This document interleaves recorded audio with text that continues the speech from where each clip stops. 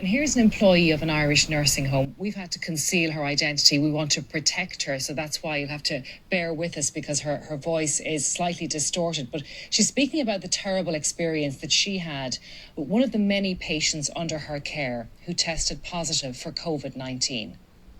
Psychologically and emotionally, mentally, he just wasn't able.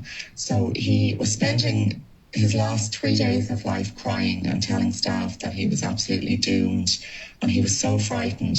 And staff were standing at the door because they were so busy they couldn't put on the PPE and go in and talk to him. They were standing at the door promising that they'd keep him safe and that they'd look after all his needs. But unfortunately, he was one of our residents who passed away alone.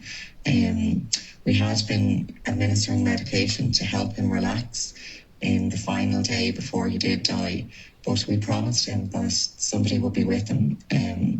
But unfortunately, that didn't happen because the staff were all occupied with other residents. We've been given information on psychological support that we can access and counselling services. But the irony is nobody has time to pick up the phone or send an email to try and get support. We regularly cry in work. A common joke in work now is that it's good that we have our face masks on because most of us are crying underneath them for the majority of the day, and it's either grief for residents who've passed or guilt that you can't spend the time that you want to with the residents with dementia who are not positive. And I know a lot of us would agree. We're driving home from work after 14, 15-hour days and we're just crying.